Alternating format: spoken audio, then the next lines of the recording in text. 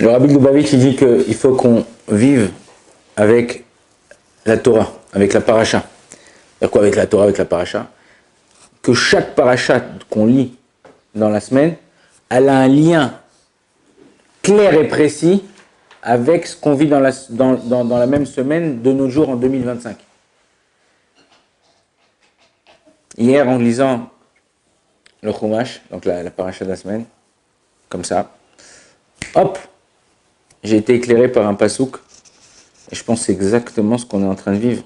Parmi tous les psukim qu'il y a écrit, que je pense qu'il y a aussi un lien, il y a écrit comme ça, Perek Yud Dalet, 14, chapitre 14, dans la paracha de Shlach qu'on va lire ce Shabbat, pasouk Tet, verset 9. Je vous lis en hébreu et je vous traduis. Arba Donai al timrodu, ve'atem al tir'u et ha'am ha'aretz, ki lachmenu em. Je traduis. Une seule chose, seulement une chose je vous demande. Ne vous révoltez pas ou remettez en question la parole d'Akadosh Baruch Hu, Dieu. Mais Atem, n'ayez pas peur de ce peuple-là qui se lève contre vous, parce que je vais vous le donner comme du pain. Ça va être votre portion. Sartsilam et Alem, j'ai enlevé leur protection d'eux. Ça y est, jusqu'à présent, ils étaient protégés. À partir de maintenant, je leur ai enlevé cette protection. Vadona itanu, Dieu il est avec nous. Al tiraoum, n'ayez pas peur. Donc vous voyez que combien Akadosh Baruch Hu, mais c'est de la folie parce que ça soit, peu importe ce qu'il y a. Elle dit ouais mais bon les rabbins, vous faites des liens, des machins, des trucs. Calme-toi mon frère. Jusqu'à présent, celui qui ne voulait pas voir la main de Dieu, il ne la voyait pas. Nous on habite ici. On voit. Hier, plus de 60 dans la nuit. On se lève à 1h du matin, à 3h du matin.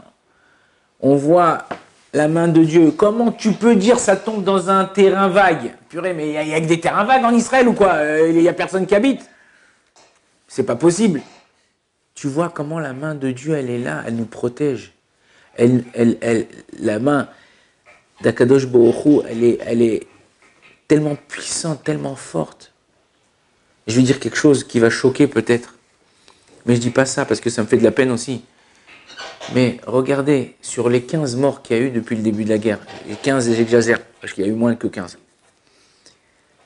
4 Ukrainiens, ils se sont barrés d'Ukraine pour ne pas se faire tuer, ils sont venus ici, ils se sont fait tuer.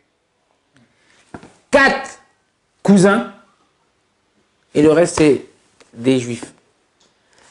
Encore une fois, Akadosh Baruch Hu, il sait exactement, le Chafetz Chaim il disait, chaque balle a son adresse. Chaque balle, elle a son adresse. Tu peux aller à Honolulu, dire ouais voilà, je vous dis, j'ai une bru, comme on dit en français, une kala, la femme de mon fils. Ils habitent à Petar Tikva. Elle a peur de venir à Jérusalem. Il y a une histoire avec Shlomo Ameler. Un matin, il se lève. Shlomo Ameler, il voyait les anges, il parlait avec les anges. Et il voit le Malacham avec l'ange de la mort. Et il voit qu'il est triste. Il lui dit, mais qu'est-ce que t'as, pourquoi t'es triste? Et il lui dit, je dois tuer 2 mecs. Enfin, je dois prendre la vie à 2 types, mais j'arrive pas. Il lui dit, c'est qui ces types? Il lui dit, c'est David et Michaël. David et Michaël, c'était les 2 ministres de Shlomo. Donc Shlomo, il a fait 1 + 1. Il a dit, je vais les envoyer dans une ville qui s'appelle Luz. Ouais, quand t'as plus rien à perdre, tu vas là-bas. Ouais, Luz. Tu vas là, c'est la ville où les gens qui rentraient dans cette ville, ils mouraient pas. Tu voulais mourir de la ville, il fallait sortir. C'était une ville où il y avait comme une protection. David et Michaël, ils sont partis là-bas. À l'entrée de la ville, l'ange de la mort, il les a attrapés. Il leur a enlevé la vie. Et le lendemain, Shlomo Ameler, il voit Malach Hamavet. Il voit, il est content, il est au top. Ouais. Et il dit, qu'est-ce que t'as? Hier, t'étais triste aujourd'hui. Il dit, bah, j'ai réussi à les tuer. Parce qu'il fallait que je les tue à l'entrée de la ville de Luz. Et je savais pas comment les faire sortir de Jérusalem. Et tu me les as servis sur un plateau d'argent. Ça, c'est la Gemara. Il y a encore ça, je vous dis ça. Voilà, vous dites, ouais, c'est la Gemara, vas-y, c'est des histoires. La fille d'un des ministres en Israël.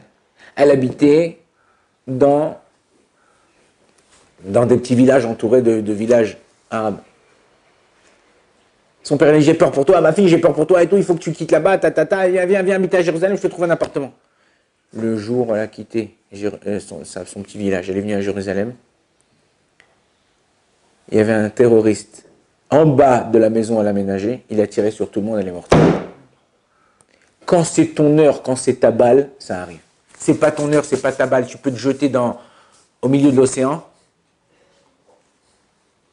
il y aura un pêcheur qui viendra te pêcher. Non, c'est vrai, c'est-à-dire que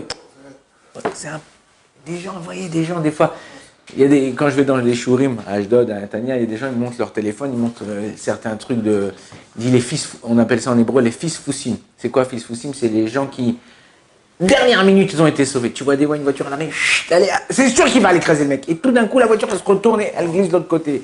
Ou le mec, il glisse, il devait tomber dans un ravin, hop, il y a une pierre qui l'arrête. Quand c'est pas ton heure, c'est pas ton heure. Kadosh Baruch Hu, il s'inquiète. Juste regarder la main de Dieu. La main de Dieu, la main de Kadosh Baruch Hu, comment il fait pour nous protéger. C'est pas possible de tout ce qui se passe. Celui qui veut voir, il verra. Celui qui ne veut pas voir, il continuera à être aveugle. Baruch Adonai L'Olam, amen, amen.